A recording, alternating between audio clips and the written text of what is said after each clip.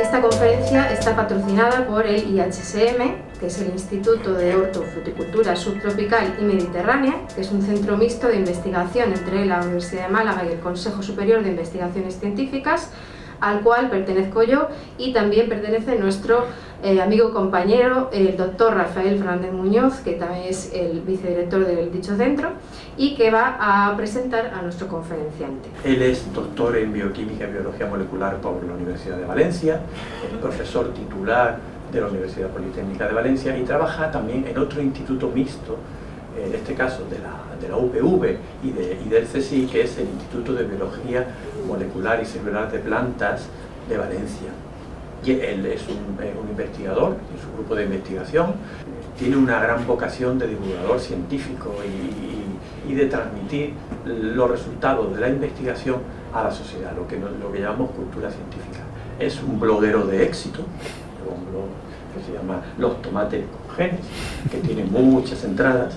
Luego ha escrito libros como Los productos naturales Vallatimo, Comer sin miedo, y es conferenciante habitual sobre el tema que nos trae hoy, que es la aplicación de los organismos modificados genéticamente, los transgénicos, y desmontando mitos.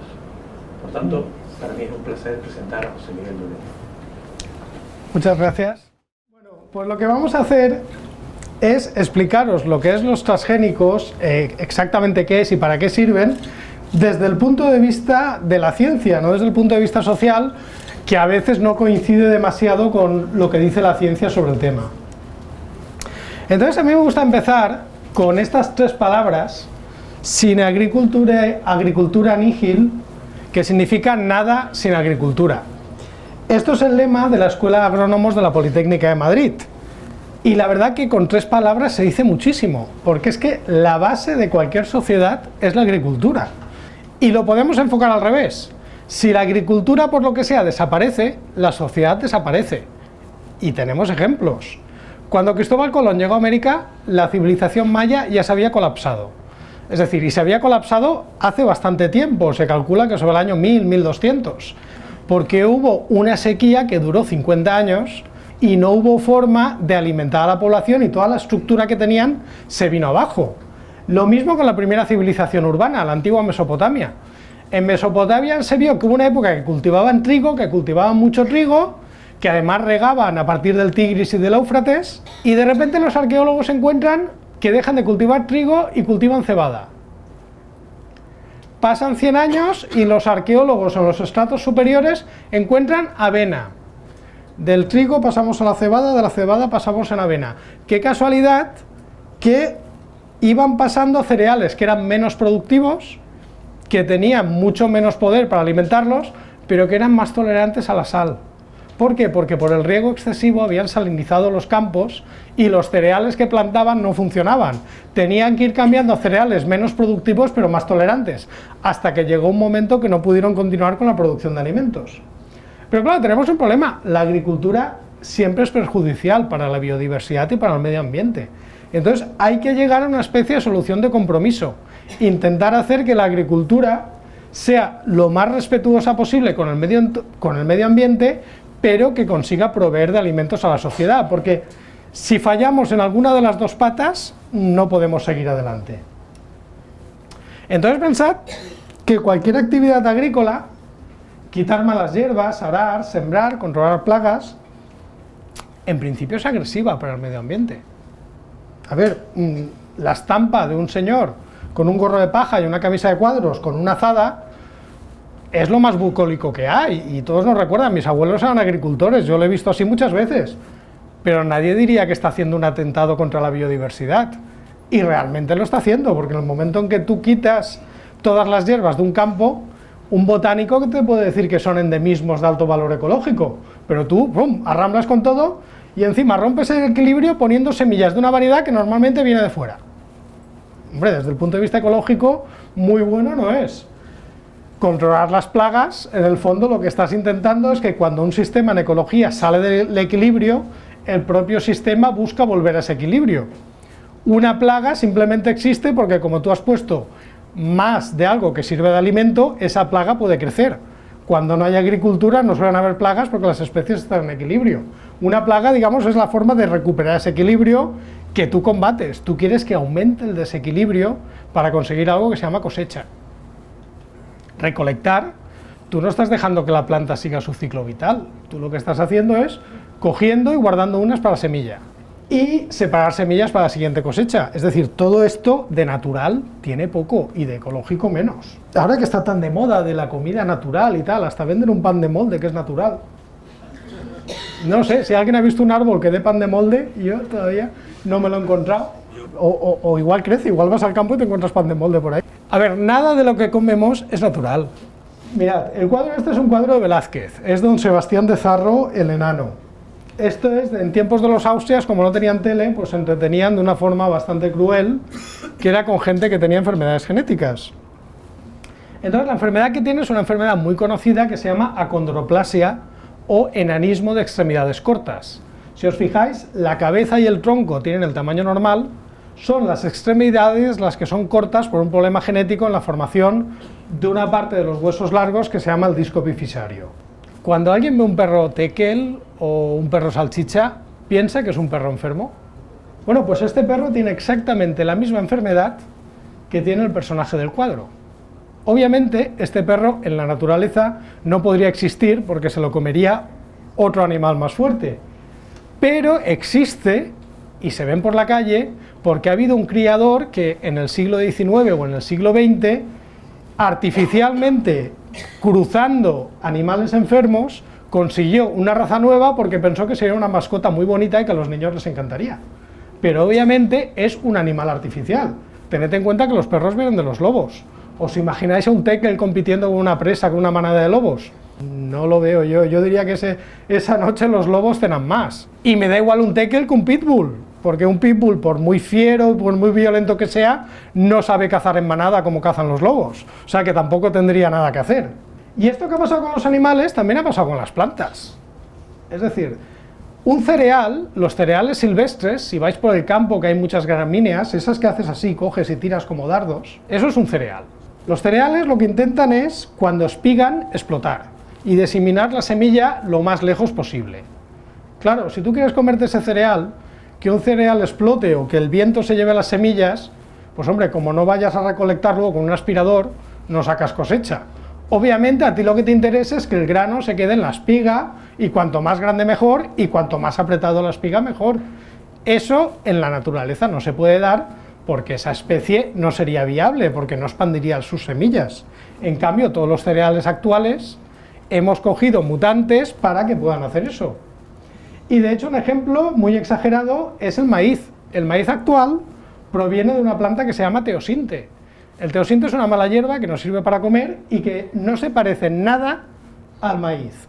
Bueno, pues entre el teosinte y el maíz actual hay 4 mutaciones que los antiguos mayas seleccionaron en un proceso de 200 años, simplemente cogiendo la plantita aquella rara, pero que servía para dar de comer. Aquí habéis comido todos pan, ¿no? Vaya aberración. El trigo es un auténtico Frankenstein, es un monstruo de la naturaleza. A ver, el trigo viene de la Aegilopstauchi, del Triticum urartu, que es una especie silvestre que se hibridó en el creciente fértil, que es en Oriente Medio, hará cosa de unos 10.000 años, con una especie que no sabemos cuál es, que posiblemente se haya extinguido, y que dio lugar al trigo de Emer, que es el antepasado del trigo actual. Si nuestras células tienen 2 copias del genoma, el trigo de Emer tiene 4 copias, es lo que se llama un tetraploide, una verdadera aberración. Y este trigo de Emer es el antepasado del Triticum turgidum, que es el trigo que se utiliza para hacer pasta. Bueno, pues este trigo de Emer además se hibridó con otra especie, que es el Aegilopstauchi, para dar lugar a una bestia parda, que es el Triticum aestivum, que si no querías 4 copias, aquí tienes 6, toma ya, un hexaploide. Vamos, esto ni en las películas de ciencia ficción se lo imaginan. Bueno, pues este hexaploide es el antepasado del actual trigo de pan, que es el que utilizamos todos los días en la panadería, nos venden productos derivados. Y ahora que está tan de moda esto de las variedades locales y tal, hombre, si tuviéramos que comer variedades locales, comeríamos bastante poco. Comeríamos bastante poco porque la primera revolución verde consistió en domesticar las especies que hoy nos dan de comer. Y esta domesticación se hizo sobre todo en la zona de los trópicos. Es decir, casi todas las plantas que se utilizan hoy en agricultura vienen de estas 5 zonas de aquí. Es decir, por ejemplo, el maíz viene de Centroamérica, las patatas de los Andes, el sorgo, el arroz africano, etcétera, viene de África. Los cereales, trigo, trigo, cebada, avena, vienen del creciente fértil, de esta zona de aquí. Y luego muchas frutas, la naranja, el albaricoque y el melocotón, y los melones, vienen de la zona australasiática. Cultivos de toda la vida, por ejemplo, las naranjas en Valencia son de finales del siglo XIX, antes no había. Los olivos en Jaén, principios del XIX. O sea que lo de toda la vida, es muy relativo. Desde el paso del Paleolítico al Neolítico, a los años 50 al siglo XX, pues estuvimos haciendo nuevas especies, básicamente hibridando, con paciencia, cogiendo, cruzando y tal. Pero en los años 50 al siglo XX se nos acabó la paciencia. Entonces habíamos aprendido lo que era el ADN, que es una cosa que hay en el núcleo de las células, que es lo que da las instrucciones para hacer un organismo, y decían, hombre, cuando nosotros cruzamos o hibridamos y tal, lo que estamos seleccionando son variedades que de forma espontánea han sufrido algún cambio en el ADN.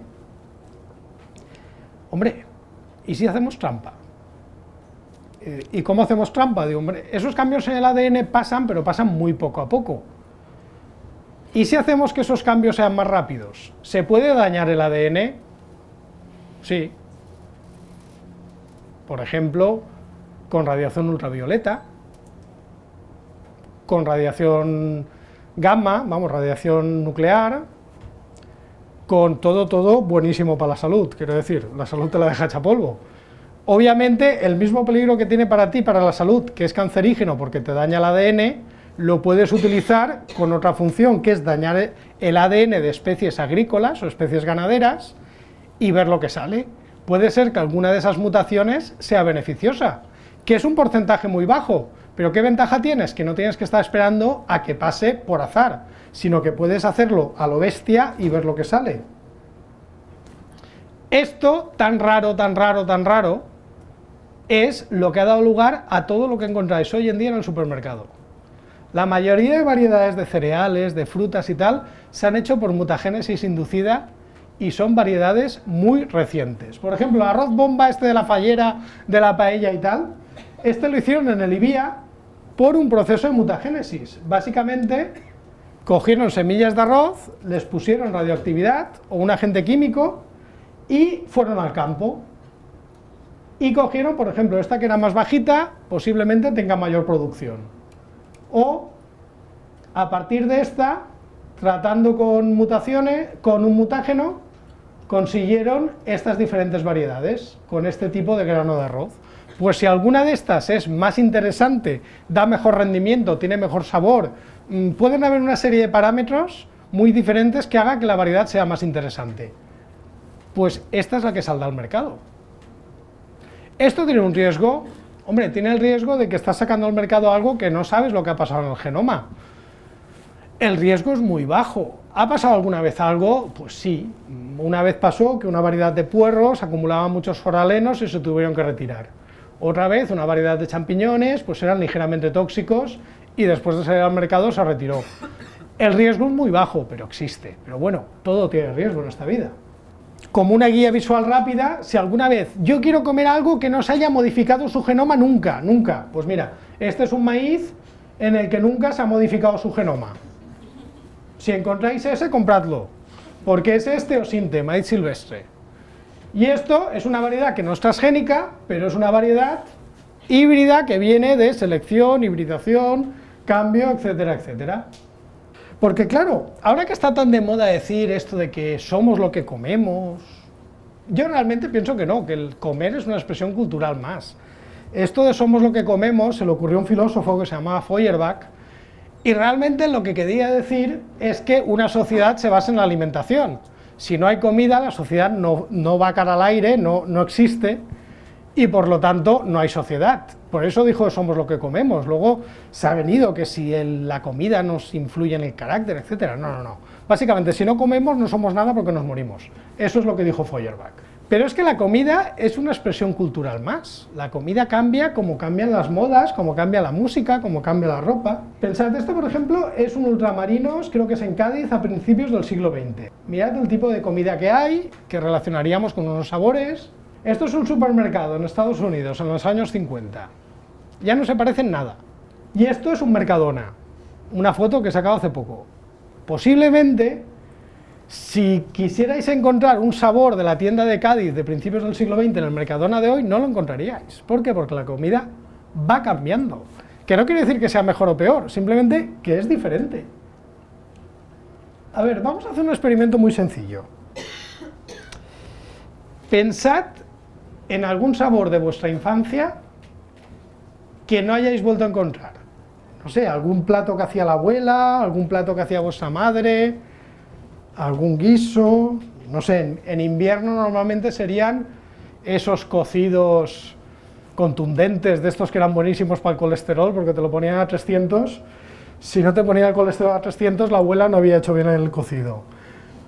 O luego en verano, cuando hacían estas ensaladas, que le ponían estos tomates recién cogidos enormes, esos tomates RAF lobulados, que con un tomate tenías para toda la familia, o luego te ponían las frutas, te ponían esos melocotones que es que se deshacían en la boca, o esos kiwis que es que los comías y estaban... ¿Tenéis todos una comida de vuestra infancia en mente? ¿Qué he dicho en la descripción que era trampa? Tomate RAF es de los años 70. Si alguien está pensando en los tomates RAF antes de esa fecha, no era un tomate RAF. Los kiwis se empiezan a sembrar en España en el año 86.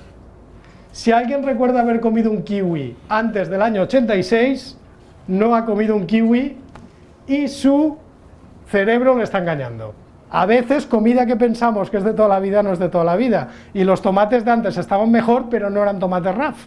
Tampoco eran tomates Kumato, que son todavía más recientes. Incluso las fresas. Si alguien recuerda haber comido fresas en su infancia, a ver qué tipo de fresa era. La fresa, la más conocida, el fresón, porque la fresa normalmente suele ser silvestre, es un cruce de la Fragaria chiloensis, que es una variedad blanca, esta de aquí, originaria de Chile, con la Fragaria virginiana, que es del estado de Virginia en Estados Unidos. Vamos, dos variedades que en la naturaleza no se hubieran encontrado ni por un portal de citas en internet, porque estaban separadas 6.000 kilómetros una de la otra.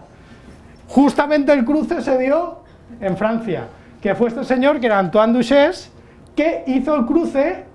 Esta de sabor era bastante anodina, pero tenía una carne fina, firme. Esta, en cambio, era muy fragante, tenía un sabor muy bueno, pero la carne era muy blanda, no se podía transportar.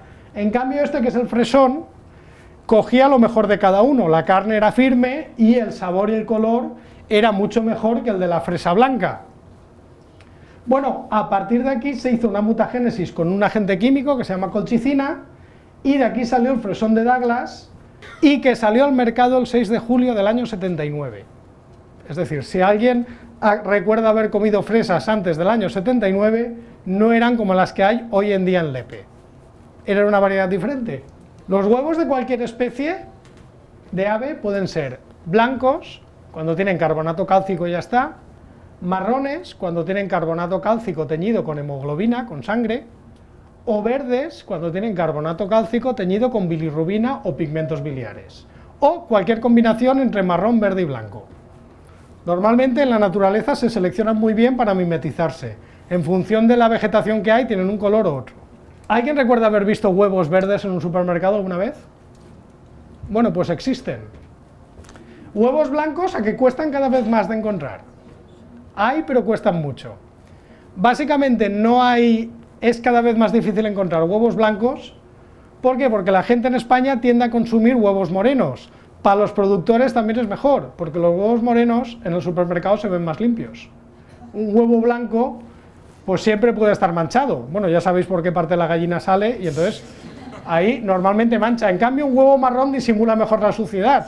Entonces, ¿qué pasa? Que cuando ponían blancos y marrones, la mitad de las veces los blancos sucios se quedaban en el supermercado.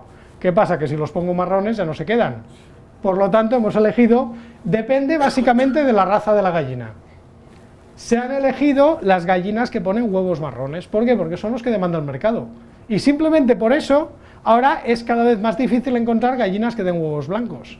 Y huevos verdes, prácticamente imposible, aunque esas gallinas existen. El color de la yema depende de cada país. En cada país les gusta la yema de un color diferente. En España nos gusta rojo oscuro, en cambio en Francia les gusta amarillo blanco. Eso ya no depende tanto de la raza de la gallina como de la alimentación que le des. Si le das una alimentación rica en carotenoides, coge un color oscuro. Si le das menos carotenoides, se queda con un color claro. Simplemente así se puede tunear un huevo. Y en cada país veréis que el color de la yema es diferente. Por lo tanto, la comida realmente la estamos haciendo nosotros. La estamos haciendo en función de la demanda del consumidor, en función de lo que mejor le venga al distribuidor, porque ya os digo que lo de los huevos marrones básicamente es porque le convenía al distribuidor, o de lo que más rentable le saca al productor. Si la primera revolución verde fue la domesticación de las plantas, y la segunda fue el utilizar mutagénesis, bueno, hubieron más cosas, fertilizantes químicos, nuevas variedades. En general, la segunda revolución verde fue un conjunto de cosas. La tercera, que es la que estamos viviendo ahora, es la de los cultivos transgénicos, que es la que, ya os digo, genera mucho debate social, pero debate científico no está generando mucho. Claro, lo primero que había que decir es, a ver, ¿realmente un transgénico qué es? Pues nada del otro mundo. Simplemente es un bicho que le pones un trozo de ADN de otro bicho, ya está, explicado, ya lo sabéis todos. Pues ala. Es un proceso en el cual se copia un trozo de ADN y se inserta en otro organismo. Esto, hacerlo en bacterias, está tirado, y de hecho bacterias transgénicas tenemos desde hace 40 o 50 años que están produciendo medicinas, colorantes, enzimas, un montón de cosas.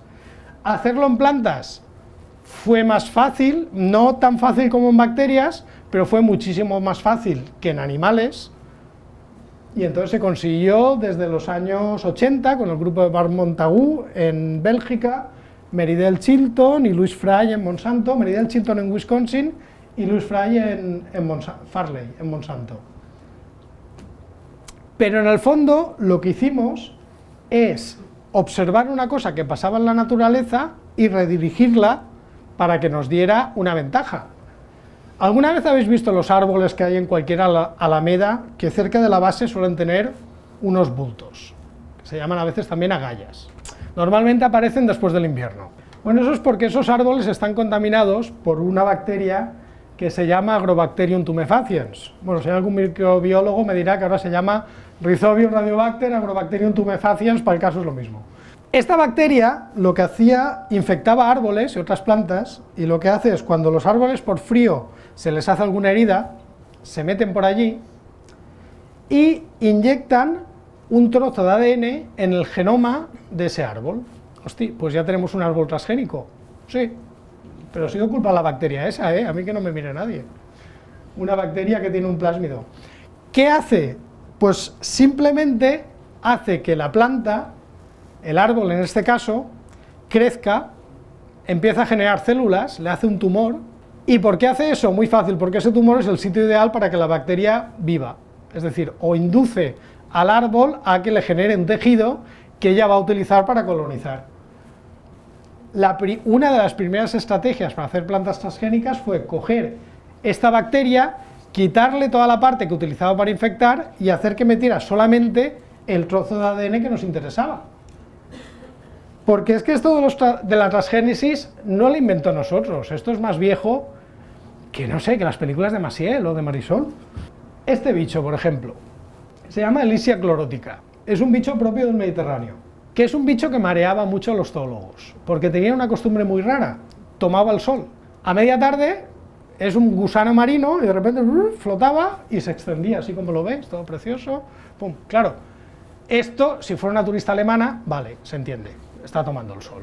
Pero un bicho en la naturaleza que se ponga a tomar el sol es raro, porque se expone a que le ataque un depredador.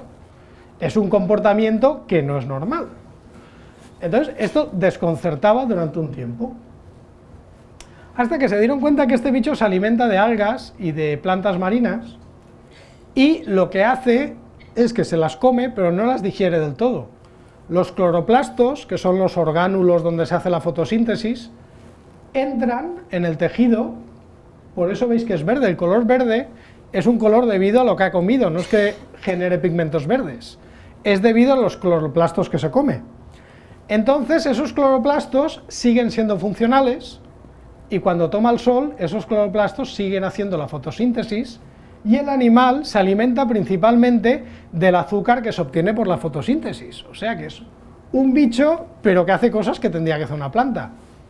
Claro, esto ingenioso es, pero tiene un problema.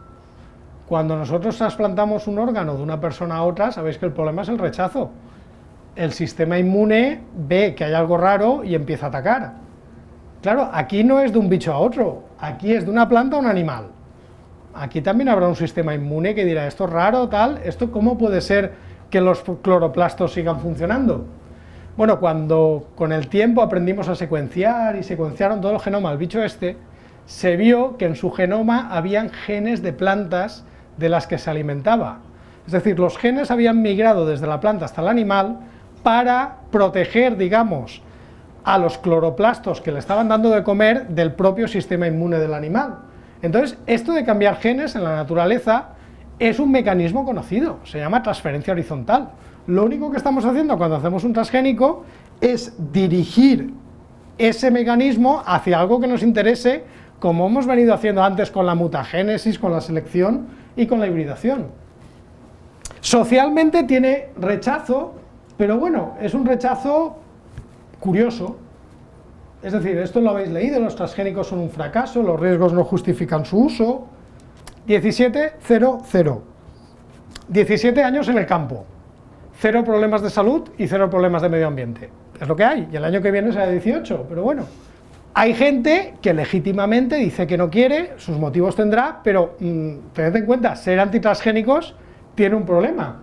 Todo esto, medicinas, insulina, interferón, hormona del crecimiento, se hacen con transgénicos. Es decir, la insulina que están utilizando los diabéticos y que ahora tiene un precio asequible, se hace metiendo un gen de hombre, de Homo sapiens, de señor o señora, en una bacteria, E. coli, que es una bacteria fecal, es decir, que han sacado de tal, y a partir de ahí se consigue la insulina barata, porque hace 50 años los diabéticos se morían, porque o no tenían dinero para comprar la insulina, o tenían dinero, pero la insulina venía de páncreas de cerdo, era muy cara y frecuentemente estaba contaminada y daba reacciones alérgicas.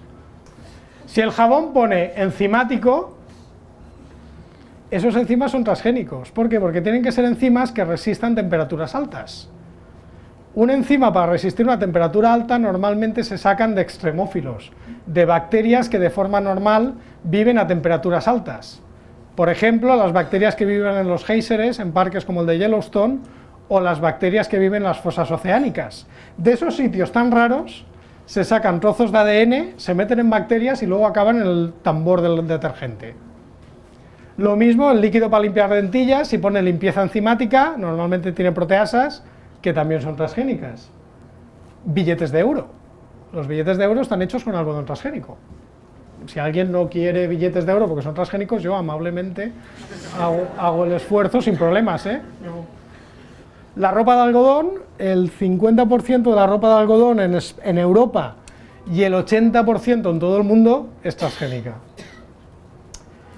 En Europa, en general, no estamos comiendo transgénicos, pero sí que es verdad que hay enzimas que se utilizan en la industria alimentaria para tratar zumos, para tratar vinos. En vinos normalmente no, en zumos sí, que pueden ser transgénicos. Bueno, la guía roja y verde de Greenpeace, que te dice que es transgénico o que no, los análisis para ver si algo es transgénico o no es transgénico se hacen con enzimas que también son transgénicos.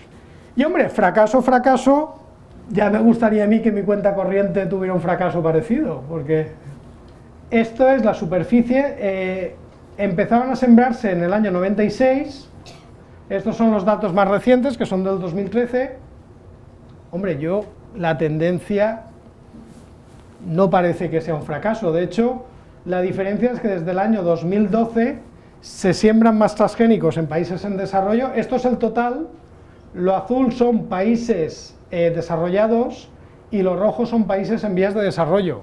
Se están sembrando más desde el año 2011 en países en vías en desarrollo que en países desarrollados. Estos son todos los países que están cultivando transgénicos en el 2013. Y la principal potencia es Estados Unidos. Estados Unidos es el principal productor de transgénicos, pero lo más gracioso es que el segundo es Brasil. ¿Vosotros, Lula da Silva, os suena? Que es un señor que es presidente de Brasil. Este era presidente de Brasil, perdón, ahora es Dilma Rousseff. Este ganó las elecciones hará 12 años, ¿no? 3 legislaturas, 12 años. En su programa electoral era Brasil no sembrará transgénicos. Y eso era el programa electoral de Lula da Silva. Bueno, pues llegó al poder y vio que en una zona que se llama Río Grande do Sul, que es frontera con Argentina, había movimientos raros. Se estaba utilizando un herbicida que, curiosamente, se suele utilizar para sembrar transgénicos. Y la gente no estaba vendiendo cosecha. Parecía que los agricultores allí no estaban haciendo nada porque nadie vendía. ¿Qué pasaba? Estaban cogiendo semilla transgénica de Argentina, llevándola a Brasil, sembrándola y volviéndola a pasar a Argentina para venderla. Lula fue a hablar con los agricultores y los agricultores dijeron: no, es que no podemos competir con Argentina porque la suya les sale más rentable. Entonces, una de dos, si lo prohíbes o hacemos contrabando y nos metes a todos en la cárcel o lo autorizas. Bueno, pues teniéndose un programa electoral que no iba a utilizar transgénicos, lo autorizó. Y empezó a sembrar. Claro, los transgénicos disponibles en ese momento, hace 12 años, todos eran de empresas americanas. Dijo: ¿pero por qué tengo que estar yo pagándoles a estos? Bueno, pues la empresa pública de Brasil, que es Embrapa, dijo: vamos a utilizar esta tecnología, pero para lo que nos convenga a nosotros. Entonces, en Brasil, sabéis que el plato típico es la feijoada, que es una especie de fabada brasileña, así muy rara, tal, muy tropical, pero fabada, con los mismos efectos secundarios, yo os puedo decir. La cosecha estaba amenazada por un virus que se transmitía por una mosca, que es la mosca blanca. Bueno, pues hicieron un consorcio de organismos públicos y el año pasado sacaron la judía transgénica resistente al virus de la mosca blanca, que además la han pasado libre de patente para los agricultores brasileños. O sea que si vais a Brasil y pedís una feijoada, que sepáis que posiblemente sea transgénica. Los 4 cultivos principales son soja, algodón, maíz y colza. La soja es el 79% de la producción mundial, el maíz el 70%, el algodón el 70% y el maíz y la colza el 32 y el 24%. Y hombre, si queréis ponerlo en contexto, los números, en Europa solamente estamos sembrando un transgénico, que es el maíz resistente al taladro, el MON 810 famoso. Claro, parece que el transgénico en Europa sea una cosa rara y tal. Esto es una comparativa de la producción de maíz ecológico en España con la producción de maíz transgénico. Por cada kilo de maíz ecológico se producen 2 toneladas de transgénico. Es decir, la producción de uno frente a otro está bastante desequilibrada. Seguro que cuando estaba diciendo esto habéis estado pensando: hombre, es que los transgénicos, Monsanto, seguro que a ti te ha pagado Monsanto. No sé, ya me gustaría a mí. Mi mujer a fin de mes estaría contentísima, pero bueno, no hay forma. Seguro que habéis visto el documental patatín patatán. A ver, Monsanto fue la primera empresa que empezó a sembrar transgénicos, por eso se llevó todos los palos. Ahora hay muchísimas más empresas. El mercado de los transgénicos es mucho más abierto que el de, por ejemplo, los sistemas operativos de ordenador, que básicamente tienes 2 o 3. Empresas de transgénicos fácilmente tienes 15 o 20. Pero es que a mí me ofende mucho lo de los transgénicos y Monsanto, porque yo trabajo en una universidad y en un centro público. No hay que olvidar que esto es una investigación que también se está haciendo de forma pública. De hecho, hay una cosa que invalida la tesis de este documental. Cuba está sembrando transgénicos desde el año 2011. Y Cuba es de los países que ha apostado por esta tecnología. ¿Qué pasa? ¿Que a Fidel también le paga a Monsanto? Pues no sé, al final va a ser eso, porque si no, no me lo explico. Pero claro, sí que es verdad que si vas a las noticias y tal, pues siempre encuentras cosas como estas, ¿no? Aquí tenéis al príncipe Carlos de Inglaterra, un experto en agricultura, Oye, no riáis, es el mayor productor ecológico de Europa. tal cual, y esto no es ninguna exageración ni ningún chiste. Es el mayor terrateniente que hay en Inglaterra y dedica su producción a agricultura ecológica, es el mayor productor ecológico europeo. O sea, que poca coña con el príncipe Carlos. Ahora, no me lo imagino yo pasando el tractor, eso también hay que decirlo, pero bueno, es lo que hay. Bueno, pues aquí tenéis al príncipe Carlos, aquí está con Prosinecki, este que jugó en el Barça y en el Madrid, y el titular es: Carlos culpa a los transgénicos de los suicidios en la India. A mí me llama la atención la confianza que tiene la periodista, le llama Carlos, como si lo conociera toda la vida, pero en fin. Claro, a ver, yo veo esto y digo, hombre, los transgénicos, si en la India se están suicidando, no pueden ser buenos. A ver, hombre, se están suicidando en la India. Este es el titular. Si leéis la noticia, en el cuarto párrafo pone: aunque los suicidios se produjeron antes de la introducción de las cosechas transgénicas en ese país. ¿Qué? O sea que el titular es que los transgénicos son la culpa de los suicidios y los suicidios se produjeron antes de que empezaran los transgénicos. ¿Qué pasa? ¿Que iban adelantando faena? Algo no cuadra. Obviamente esa es una de las muchísimas leyendas urbanas que circulan sobre los transgénicos, pero que no son ciertas. Y aquí la misma periodista tiene los datos para saber que es una leyenda urbana, pero da igual, no desperdicia un titular. Y esto pasa que cuando dices una tontería, decirla es fácil, pero demostrar que es una tontería cansa. Es decir, aquí pone que la cantidad de energía necesaria para refutar una tontería es un orden de magnitud más grande que lo que cuesta producirla. Y es verdad, esto los que tenemos un blog lo sabemos. Es decir, que te ponen una tontería en 2 líneas y luego para explicar para qué es una tontería tardas 4 párrafos. Y esto, pues, es un problema que tenemos en comunicación con estos temas. Y el problema es que la gente al final se lo cree, ¿no? Aquí, esto es una vez que me peleé yo con Twitter con alguien, una vez que... Y discutiendo con Twitter con una chica, me dijo que es que, claro, el jabalí salvaje no come el maíz transgénico y eso que es el doble de espiga, y sin embargo el autóctono lo devora. Ostras, o sea que los jabalís no distinguen el maíz transgénico del autóctono. Ostras, yo ese jabalí lo quiero para mí. Pero que sí, en serio, que lo quiero para mí. A ver, pensad, una de las muchas cosas que hay que hacer en la frontera de Europa cuando importamos alimentos es hacer análisis para que no se importe ningún transgénico que no esté autorizado en Europa. Y esos análisis cuestan dinero. Coño, sueltas 4 jabalís, busca, y pum, pum, pum, pum, y te ahorras millones de euros.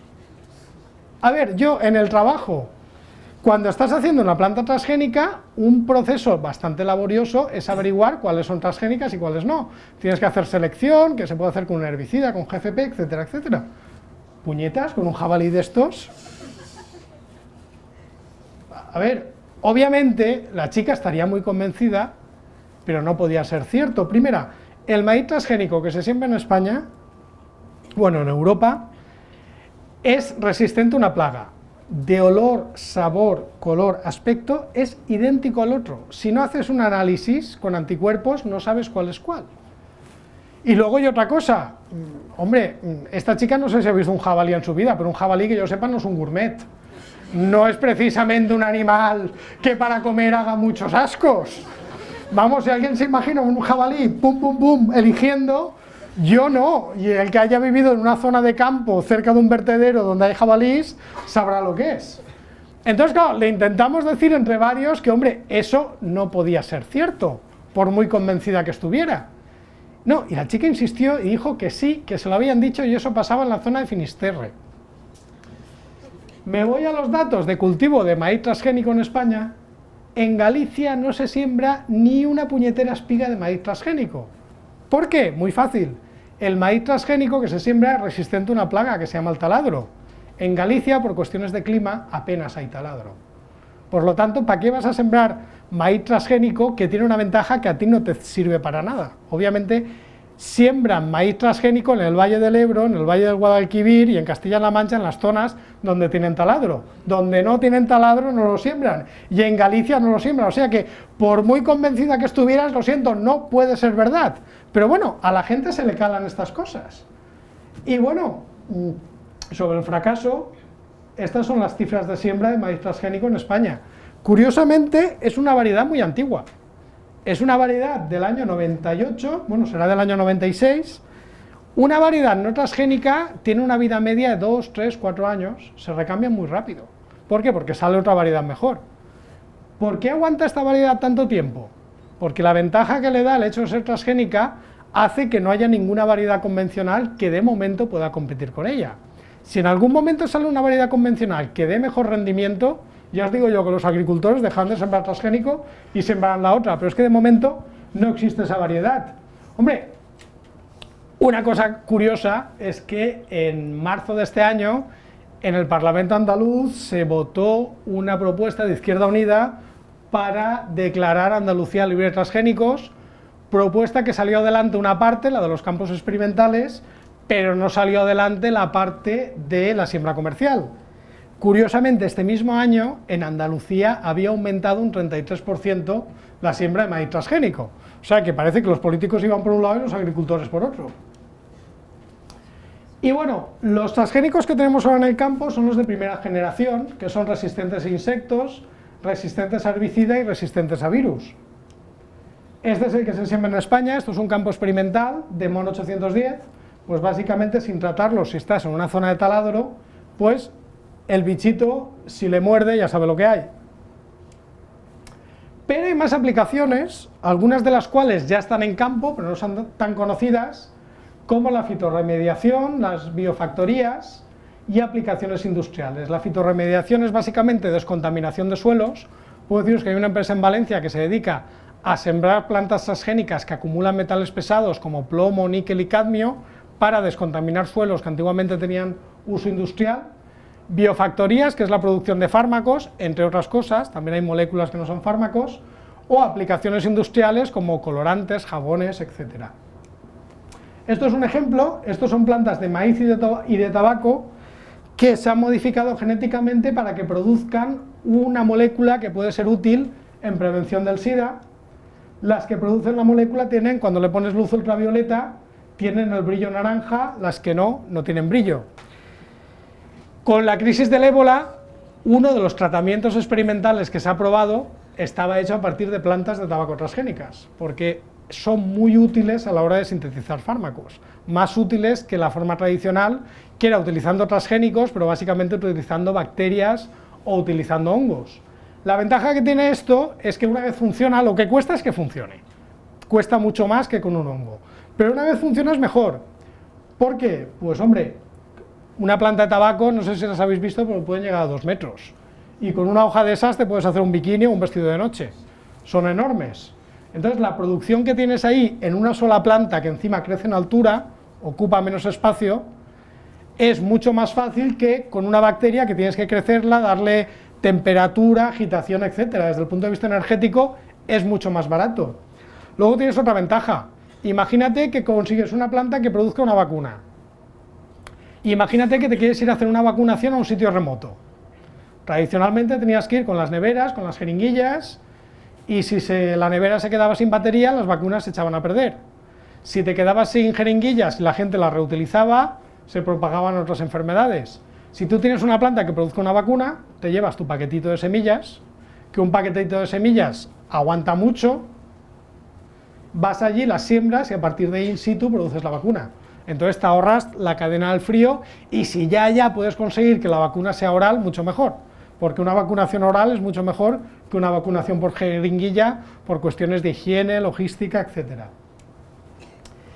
De momento, los que hemos utilizado, hemos ahorrado toneladas de insecticidas y de herbicidas. De los tolerantes a herbicidas no he hablado mucho porque no se siembran en Europa, se siembran en América y en Asia. Pero básicamente permiten la siembra directa, que es echar la semilla, echar el herbicida y olvidarte. ¿Esto qué pasa? ¿Que estos utilizan herbicida y los convencionales no? No, los convencionales gastan más, porque tienes que poner el herbicida antes, esperarte a que crezca la planta y ponerlo después. Aquí lo pones a la vez y te olvidas. Por término medio se utiliza menos. Hemos salvado cosechas, como pasó con la papaya. Si vais a Hawái y coméis papaya, es transgénica, porque la tenían en la universidad, vino una plaga, casi se quedan sin cosecha y empezaron a utilizar la transgénica. Y, hombre, pues prácticamente todo el pienso en Europa y en Estados Unidos es de soja y maíz transgénico. Entonces, esto ha ayudado a mantener el precio de los alimentos más bajos. Pero bueno, admito, hay un debate social, hay gente que está en contra de los transgénicos y al final todo es dinero. Es decir, si hay movidas antitransgénicas, habrá gente que intente verle un beneficio. Aquí tenéis sal libre de transgénicos. Papel de fumar libre de transgénicos. Sanísimo. Y agua libre de transgénicos. Es decir, al final, siempre es una marca comercial y es algo, sí, Certified Non-GMO, 100% Natural Sparkling Water, toma ya. Agua sin transgénicos. Mola. Pero bueno, y ya para acabar, simplemente daros de lo que viene ahora. Es decir, lo que viene, la tecnología, por supuesto, está viva, continuamos trabajando, todos los días van saliendo noticias, bueno, noticias en las revistas científicas, a los medios de comunicación solamente sale cada vez que Carlos dice alguna cosa, es que ves, ya le he cogido confianza yo también.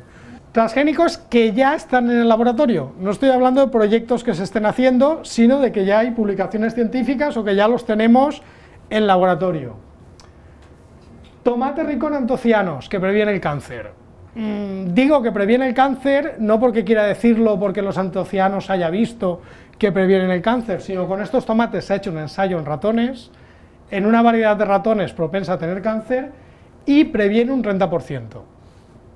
Que diréis, no es mucho, pero es mucho más que los alimentos que venden como antioxidantes y anticancerígenos que no tienen ningún estudio detrás.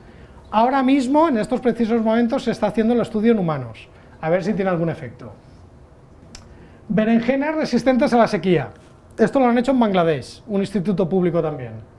Indonesia, caña de azúcar resistente a la sequía. Esta va a salir al campo este año también. Y en Córdoba, el Instituto de Agricultura Sostenible, Francisco Barro, bueno, el grupo que lidera Francisco Barro, trigo apto para celíacos. Este trigo que se ha hecho en un instituto público en Andalucía, como aquí la ley está como está, los derechos se los ha quedado una empresa americana, Dow AgroScience. Con lo cual, los celíacos de aquí van a tener que pagar una patente americana de algo que se ha hecho aquí, pero es lo que hay. Esto se ha hecho en el IBMCP, el grupo de Vicente Moreno, es el tomate arlequín, se llama arlequín porque recuerda al cuadro Arlequín rojo de Picasso. Básicamente, las hojas que tiene el tomate por arriba, este tomate está modificado y las convierte en pulpa. Es la única ventaja que tiene, que es muy bonito, nada más. No es ni más sano ni más tal, pero que mola. Intentaron comercializarlo, de hecho algún cocinero de estos famosos se interesó, pero al ser transgénico, pues obviamente no podían autorizarlo y tal, las semillas están guardadas en un cajón. Posiblemente en algún momento en Estados Unidos se comercializará porque otro grupo ha descubierto lo mismo. Y por último, el arroz dorado, del que seguro que habéis oído hablar. Sabéis que hay un 25% de la gente en todo el mundo se alimenta básicamente de arroz, principalmente el sudeste asiático y África. Ya tenemos un arroz que produce vitamina A, que ahora mismo está en ensayos para ver si consiguen frenar la xeroftalmia, que es la ceguera seca, que es uno de los síntomas del déficit de vitamina A. Bueno, esto se está haciendo libre de patentes, básicamente Peter Bayer, Ingo Protricus y más gente, llevan mucho tiempo desarrollándolo porque las primeras variedades no funcionaban, es decir, producían vitamina A pero producían muy poca, se ha tenido que mejorar. Ahora están ensayos de campo que han sido destrozados por grupos ecologistas en las Filipinas. Curiosamente, luego 2 meses después vino el tifón y estaban pidiendo alimentos y acababan de destrozar ensayos de campo que podían producir alimentos de mejor calidad. Bueno, no hace falta que os diga lo que pienso, porque ya lo dicen otros por mí. Y nada más, solamente esto quería deciros. Gracias por vuestra atención.